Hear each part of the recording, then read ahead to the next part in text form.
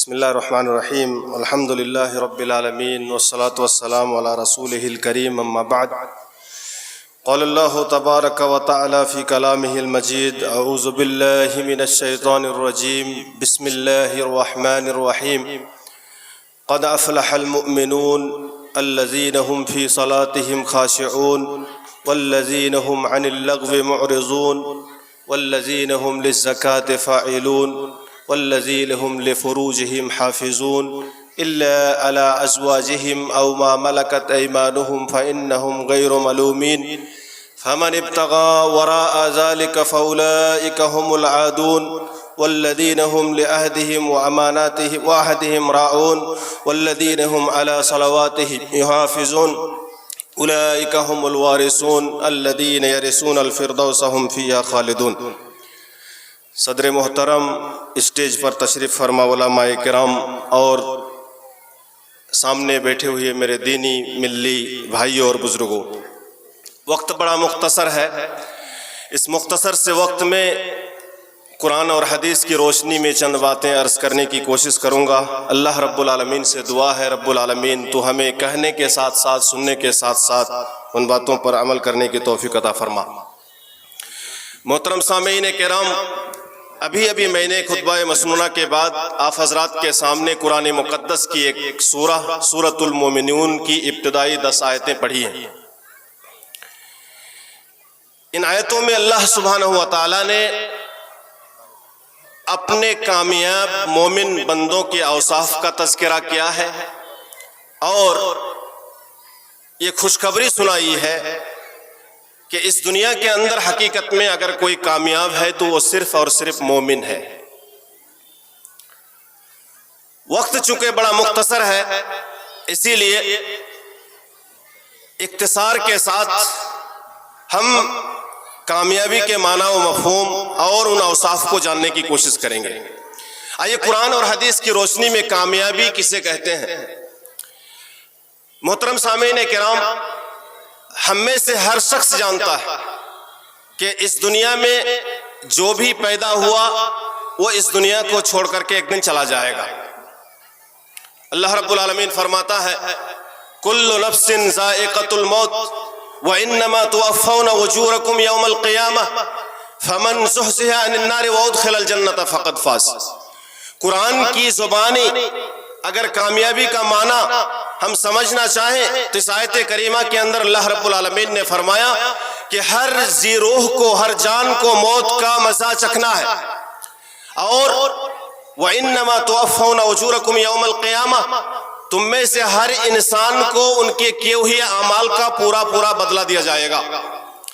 فَمَنْ زُحْزِحَ عَنِ النَّارِ بس تم میں سے جس انسان کو جہنم کے آگ سے دور رکھا گیا، وَأُدْخِلَ الْجَنَّةَ اور جنت میں داخل کر دیا گیا، فقط فاز تو انسان کامیاب ہو گیا۔ اس آیت کریمہ کی روشنی میں معلوم ہوا میرے بھائیوں کہ کامیابی اصل میں کہتے ہیں اس دنیا میں انسان شریعت کے مطابق زندگی گزارے اور مرنے کے بعد وہ جنت کا حقدار ہو جائے۔ اللہ رب العالمین نے سورۃ المومنون کی ابتدائی آیتوں کے اندر فرمایا کہ قد افلح المؤمنون، یقیناً فلاح حاصل کر لی ایمان والوں نے۔ آج اس کے برعکس ہم لوگ دنیا میں اس انسان کو کامیاب سمجھتے ہیں جس انسان کے پاس مال و دولت اور گاڑیوں کا انبار ہو، جن کے پاس اچھی اور اونچی عمارت موجود ہو، ہم اس کو کامیاب سمجھتے ہیں، جبکہ اللہ رب العالمین نے فرمایا وَمَا الْحَيَاةُ الدُّنْيَا إِلَّا مَتَاعُ الْغُرُورِ کہ دنیاوی زندگی محض دھوکے کا سامان ہے۔ میرے بھائیوں، اللہ رب العالمین کی نظر میں اس دنیا کی حیثیت کیا ہے؟ اللہ کے نبی صلی اللہ علیہ وسلم کی ایک حدیث سنیے، کریں کہ لو کانت الدنیا تعدل عند اللہ جناح بعوضۃ ما سقا کافرا منہا شربت ماء۔ اگر اس دنیا کی حیثیت اللہ رب العالمین کی نظر میں مچھر کے پر کے برابر بھی ہوتا تو اللہ رب العالمین کسی بھی بے دین اور کافر و مشرک کو ایک گھونٹ پانی نصیب نہیں کرتا۔ معلوم ہوا کہ حقیقی کامیابی یہ ہے کہ انسان اس دنیا میں بالغ ہونے کے بعد سے لے کر موت تک شریعت کے مطابق زندگی جیے، شریعت کے مطابق زندگی گزارتے ہوئے اللہ رب العالمین کو راضی کرنے کی کوشش کرے اور مرنے کے بعد وہ جنت کا حقدار ہو جائے۔ ان آیتوں میں اللہ رب العالمین نے جنت الفردوس کے حقیقی وارث، حقیقی حقدار ہونے کے لیے چند صفات کا ذکر کیا ہے۔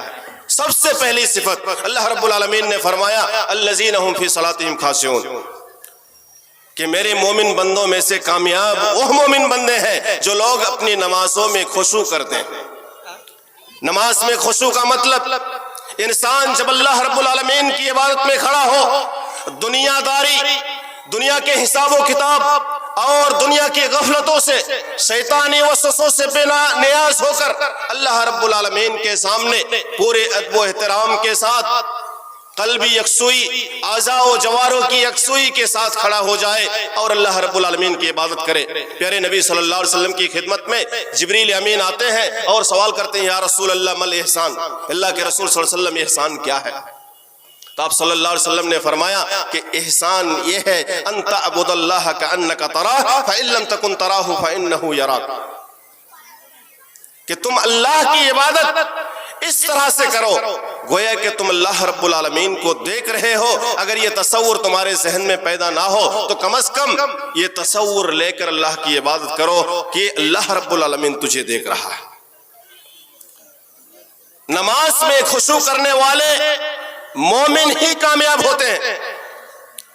نماز میں چوری، جلد بازی کر کے نماز کی ادائیگی اصل میں شیطانی عمل ہے۔ پیارے نبی صلی اللہ علیہ وسلم نے نماز میں چوری کرنے کو سب سے بدترین چوری قرار دیا ہے۔ ایک انسان نماز نہیں پڑھتا، ایک انسان نماز پڑھنے کے لیے مسجد میں آتا ہے لیکن بڑی جلد بازی سے وہ نماز پڑھتا ہے۔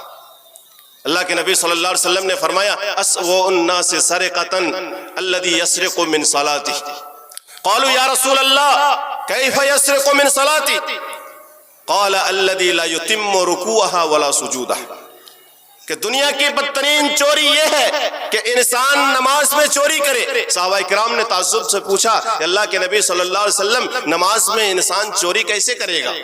فرمایا کہ نماز کے لیے آتا ہے لیکن رکوع اور سجود کو برابر اچھے طریقے سے نہیں کرتا۔ لہٰذا میرے بھائیوں، اللہ رب العالمین نے فرمایا کامیاب مومن کی پہچان ہی ہے کہ وہ جب نماز میں آتے ہیں تو ٹھہر ٹھہر کر کے خضوع کے ساتھ نماز ادا کرتے ہیں۔ دوسری صفت والذین هم عن اللغو معرضون، کامیاب ہے وہ مومن بندے جو فالتو اور بیہودہ کاموں سے اعراض کرتے ہیں۔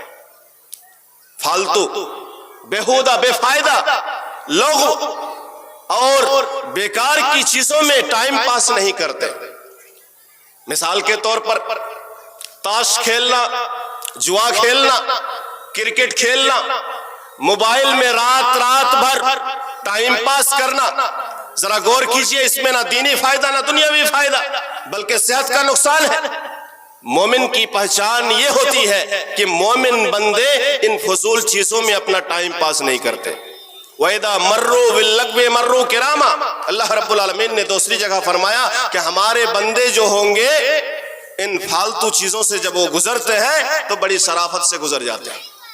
کامیاب ہونے کے لیے شرط ہے کہ مومن انسان ان بیہودہ چیزوں سے پرہیز کرے۔ تیسری صفت والذین هم للزکاۃ فاعلون، ضروری ہے کہ وہ اپنے مالوں کا زکوٰۃ دے۔ مالوں کو پاک کرنے کے لیے ان کا مال اگر مقدار کو پہنچ جائے یا حولان حول ہو جائے، زکوٰۃ کے شروط پورے ہو جائے تو مومن بندے زکوٰۃ دیتے ہیں، وہ مومن بندے کامیاب ہیں۔ آگے فرمایا والذین هم لفروجہم حافظون، چوتھی صفت کامیاب مومن بندوں کی پہچان یہ ہے کہ وہ اپنے شرمگاہوں کی حفاظت کرتے ہیں۔ اپنے شرمگاہوں کو، اپنی بیوی اور لونڈیوں کو چھوڑ کر کے دوسری جگہ استعمال نہیں کرتے۔ والذین هم لفروجہم حافظون، اللہ کے نبی صلی اللہ علیہ وسلم نے ایک حدیث کے اندر فرمایا کہ زیادہ تر انسان جہنم میں جو جائیں گے اسی شرمگاہ کی بنیاد پر، اسی لیے آپ نے فرمایا میں یضمن لی ما بین لحییہ وما بین رجلیہ ازمن لہ الجنہ، جو انسان مجھ کو زبان کی حفاظت کی، شرمگاہ کی حفاظت کی ضمانت دے دے، میں اس انسان کو جنت کی ضمانت دیتا ہوں۔ اگلی صفت والذین هم لاماناتهم وعہدهم راعون، کامیاب مومن کی پانچویں اور چھٹی صفت یہ ہے کہ وہ امانت میں خیانت نہیں کرتے، امانت کی پاسداری کرتے ہیں، عہد و پیمان کو پورا کرتے ہیں۔ آج مسلمانوں کے اندر غداری، خیانت کوٹ کوٹ کر بھری ہوئی ہے، جبکہ پیارے نبی صلی اللہ علیہ وسلم نے فرمایا آیت المنافق ثلاث، اذا حدث کذب واذا وعد اخلف واذا اؤتمن خان۔ ایک مومن، ایک منافق کی علامت تین ہے، ان میں سے یہ ہے کہ جب وہ بات کرے تو جھوٹ بولے، جب وعدہ کرے تو خلاف ورزی کرے، اور جب ان کے پاس امانت رکھی جائے تو امانت میں خیانت کرے۔ پھر آگے اللہ رب العالمین نے فرمایا کہ کامیاب مومن بندوں کی صفات میں سے ایک صفت یہ ہے والذین هم علی صلواتہم یحافظون، کہ وہ مومن بندے 5 وقتہ نمازوں کی حفاظت کرتے ہیں۔ شروع میں نماز کا تذکرہ، اخیر میں نماز کا تذکرہ، اس سے نماز کی بڑی اہمیت معلوم ہوتی ہے۔ افسوس کا مقام ہے میرے بھائیوں، آج امت مسلمہ کے معاشرے میں نظر دوڑائیے، پوری مسلم سماج کی مسجدیں ویران پڑی رہتی ہیں۔ اللہ رب العالمین نے اس سورت کی ان آیتوں میں فرمایا کامیاب ہونے کے لیے شرط یہ ہے کہ وہ 5 وقتہ نمازوں کی پابندی کریں، اس کی حفاظت کریں۔ اللہ کے نبی صلی اللہ علیہ وسلم مرض الموت میں مبتلا ہیں، آخری وقت میں جن باتوں کی وصیت کرتے ہیں ان میں سے اہم باتوں میں سے جن باتوں کا تذکرہ حدیث کی کتابوں میں ملتا ہے، آپ نے فرمایا الصلاۃ والصلاۃ ما ملکت ایمانکم، اے میری امت کے لوگوں، اگر تم دنیا میں کامیاب ہونا چاہتے ہو تو نماز کی حفاظت کرنا، نماز قائم کرنا۔ آگے اللہ رب العالمین نے فرمایا اولئک هم الوارثون، ان صفات کے حامل بندے جنت کے وارث ہیں، الذین یرثون الفردوس هم فیہا خالدون، اور جنت میں سب سے اعلیٰ جنت، سب سے عرفہ جنت، سب سے بہترین جنت، جنت الفردوس کا حقیقی وارث ہے جن میں یہ مومن بندے رہیں گے۔ میرے اسلامی بھائیوں، ان آیتوں میں اللہ رب العالمین نے انسان کی کامیابی کے لیے چند عظیم صفات کا تذکرہ کیا ہے۔ گزارش ہے ان اوصاف سے اپنے آپ کو متصف کرنے کی کوشش کرے، ان اوصاف کو اپنے اندر پیدا کرنے کی کوشش کرے۔ آج کا یہ جلسہ ایک مدرسے کی تعمیر، ہدایت دین کی تعمیر اور ترقی کے لیے جو رکھا گیا ہے، دراصل امت مسلمہ کے اندر بھلائی کی امید تب تک کی جا سکتی ہے جب تک اس امت کے اندر وہ غیرت مند نوجوان اپنی نئی نسلوں کو پڑھانے کی فکر کرے، ان کو غلط راستوں سے روک کر کے صحیح راستے پر لانے کی کوشش کرے۔ اس موقع پر 2-3 بات میں گارجین حضرات سے کہنا چاہتا ہوں۔ جب ہمارا یہ ملک ہندوستان انگریز کے تسلط کا شکار تھا، انگریز نے ہیلا بنا کر کے اپنے پورے ملک کے اندر، ہندوستان کے اندر اپنا جال بچھانا شروع کیا اور پورے ملک کے لوگوں کو غلامی کی چکیوں میں پیسنا شروع کیا۔ اس موقع پر علماء کرام نے، مدرسے کے فرزندان توحید نے اس ملک کو آزاد کرانے کے لیے اپنی گردنیں کٹائی اور جان کی بازی لگا کر کے اس ملک کو آزادی دلایا۔ میرے بھائیوں، اس موقع پر سب سے بڑا جو چیلنج تھا امت مسلمہ کے غیور لوگوں کے نظر میں، وہ یہ تھا کہ نئی نسلوں کو دین پر کیسے قائم رکھا جائے، نئی نسلوں کو دین پر کیسے چلایا جائے، اس کی اسلامی تربیت کیسے ہو۔ چنانچہ انہوں نے پورے ملک کے اندر مدرسے کا جال بچھانا شروع کیا۔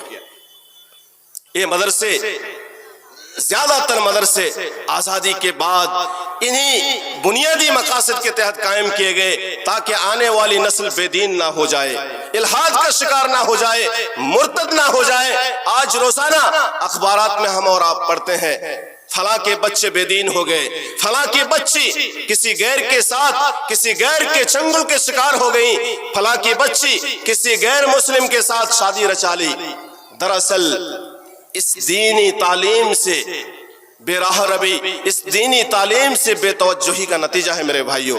لہٰذا میں کہنا چاہتا ہوں ہدایت دین جیسے مدرسے کی تعمیر و ترقی کے لیے آپ دل کھول کر مدد کریں اور اپنے چھوٹے چھوٹے بچوں کو مدرسوں کی تعلیم دلائیے۔ یہ ضروری ہے کیونکہ اگر آپ نے ان چھوٹے چھوٹے بچوں کو، ان نونہالوں کو مدرسے کی زینت نہیں بنایا، کل جا کر کے آپ کا یہ بچہ 5 سال کے لیے 2 سال کے لیے باہر کسی جگہ پر کمانے کے لیے جائیں گے اور وہاں سے بے دین بن کر کے آپ کے گاؤں میں لوٹے گا، پورا معاشرہ آپ کا تباہ ہو جائے گا۔ اس کی زندہ مثال پاکڑ اور گمانی کے مختلف گاؤں میں مختلف نوجوانوں کی زبانی سننے میں آ رہا ہے کہ وہ فلاں جگہ کام کے لیے گیا تھا اور وہاں جا کر کے وہاں سے جب لوٹا بے دین بن کر لوٹا۔ لہٰذا میرے بھائیوں ان چھوٹے چھوٹے بچوں کو مدرسے میں بھیجیے، اپنے نفسوں کو، اپنے آپ کو آگ سے بچائیے، اپنے گھر والوں کو بچائیے۔ یہ والدین کی ذمہ داری ہے اور والدین اپنے اولاد کو آگ سے بچانے کے لیے ان کے لیے ضروری ہے کہ ان کو دینی تربیت پر ڈھالنے کی کوشش کرے، اور دینی تربیت کسی مدرسے ہی سے ممکن ہے، اسی لیے یہ مدرسے قائم کیے جاتے ہیں۔ ان مدرسوں میں بھیجیے۔ یا ایھا الذین آمنوا قوا انفسکم وَأَهْلِيكُمْ نَارًا وَقُودُهَا النَّاسُ وَالْحِجَارَةُ۔ اسی طریقے سے میرے بھائیوں آپ کے لیے ضروری ہے ان بچوں کو اگر غلط سنگت سے بچانا چاہتے ہیں کسی مدرسے میں رکھ کر کے باؤنڈری کے اندر بند کر کے ان کی دینی تربیت کرنے کی کوشش کریے، ورنہ آپ کا یہ بچہ 10 سال کی عمر میں گھر سے باہر نکلے گا، کسی شرابی کے ساتھ بیٹھے گا، کسی بے نمازی کے ساتھ بیٹھے گا، لیکن آپ کا بچہ بے دین ہو جائے گا، آپ کو شعور بھی نہیں ہوگا۔ آپ بڑی محنت سے بچے کو کھانے فراہم کرتے ہیں، کھلانے کے لیے کوشش کرتے ہیں، عمدہ لباس پہنانے کی کوشش کرتے ہیں۔ آپ کے لیے ضروری ہے آپ ان بچوں کو مدرسے میں بھیجیے، مدرسے کی تعمیر اور ترقی میں اپنا ہاتھ بڑھائیے اور بھرپور تعاون کر کے ہدایت دین کو آگے بڑھانے کی کوشش کریں۔ میں نے ذمہ داران سے بات کی، خوشی ہوئی وہاں کے جو علمی ماحول ہے، تعلیمی جو سرگرمیاں چل رہی ہیں 2-3 سالوں سے بڑی محنت کر رہے ہیں، آگے بڑھنے کی کوشش کر رہے ہیں۔ علاقے کے غیور نوجوانوں اپنا ہاتھ بڑھائیے اور ان کا ہاتھ مضبوط کریں۔ مدرسے والوں کا بڑا قرض دار ہے، ابھی انہوں نے مسجد کی تعمیر اور مدرسے کی تعمیر میں کچھ کام کیا ہے لیکن بڑا زیادہ قرض دار بن گیا ہے۔ ایسے وقت میں آپ کو چاہیے کہ دل کھول کر کے مدرسوں کی تعمیر میں آپ اپنا تعاون کریں۔ اللہ رب العالمین یاد رکھیے انسان اس دنیا سے جانے کے وقت سب کچھ چھوڑ کر کے چلا جاتا ہے۔ انسان اس دنیا میں رہتے ہوئے اگر کوئی کام، نیکی، کوئی صدقہ اللہ رب العالمین کے راستے میں کوئی پیسہ کوئی خرچہ کر کے جائے، کوئی اچھے کام میں پیسہ لگا کر کے جائے، مرنے کے بعد اس انسان کا اجر جاری رہتا ہے، اس کو نیکیاں ملتی رہتی ہیں۔ پیارے نبی صلی اللہ علیہ وسلم نے بشارت سنائی، اذا مات الانسان انقطع عنہ عملہ الا من ثلاث۔ انسان جب اس دنیا سے جاتا ہے تو انسان کا عمل کا سلسلہ ختم کر دیا جاتا، لیکن 3 چیزیں میرے بھائیوں ایسی ہیں انسان اپنے دنیا میں اگر کر کے جائیں تو مرنے کے بعد بھی نیکی ملتی ہے۔ ان میں سے ایک چیز ہے صدقۃ جاریہ، صدقہ جاریہ۔ اللہ کے راستے میں روپیہ پیسہ خرچ کر کے جائیے، پیسہ لٹا کر کے جائیے، آپ مر جائیں گے لیکن مدرسے میں دین کی تعلیم ہوگی، قرآن پڑھی جائے گی، قرآن کی تلاوت ہوگی، کتاب اللہ کا درس ہوگا، حدیث پڑھی جائے گی، آپ کو اجر ملتا رہے گا۔ اسی طریقے سے او یلم ینتفع بہ، آپ کے پیسے سے کتاب خریدی جائیں گی، آپ کے پیسے سے مدرسے کے یتیم بچے کھائیں گے، مزدور کے بچے کھائیں گے۔ یقین جانیے آپ کا یہ پیسہ اس کے ذریعے سے علم نافع حاصل کرے گا اور مرنے کے بعد بھی یہ سلسلہ جاری رہے گا۔ اسی طریقے سے او ولد صالح یدعو لہ، اپنے بچے کو نیک بنا کر کے جائیے، مدرسوں میں پڑھانے کی کوشش کریے، دینی تربیت پر ڈھالنے کی کوشش کریے۔ مرنے کے بعد سب کچھ ختم ہو جائے گا لیکن یہی بچے آپ کی مغفرت کے لیے کبھی دعا کریں گے۔ اللہ رب العالمین سے میں دعا کرتا ہوں رب العالمین ہدایت دین کہ مدرسے کے ذمہ داران کے اندر حوصلہ اور بلندی عطا فرما رب العالمین، اس مدرسے کو مزید ترقی عطا فرما رب العالمین۔ انہوں نے جو اس مدرسے کو قائم کرنے میں محنت کی ہے ان کی محنتوں کو قبول فرما لے رب العالمین۔ اراکین جلسہ کی خدمت میں ہدیہ تشکر پیش کرتا ہوں اور سب کے لیے دعا کرتا ہوں رب العالمین، یہ غیور مسلمان تیرے دین کی خدمت کے لیے جو مدرسہ چلا رہے ہیں ان کی خدمتوں کو قبول فرما لے رب العالمین۔ ہم سب جب تک زندہ رہے ایمان اور اسلام کی حالت میں زندہ رہے، اور جب ہمارا خاتمہ ہو ایمان اور اسلام کی حالت میں خاتمہ ہو۔ اقول قولی ھذا واستغفر اللہ لی ولکم ولسائر المسلمین، وصلی اللہ علی خیر خلقہ محمد وعلی آلہ وصحبہ اجمعین، وآخر دعوانا ان الحمد للہ رب العالمین۔ السلام علیکم ورحمۃ اللہ وبرکاتہ۔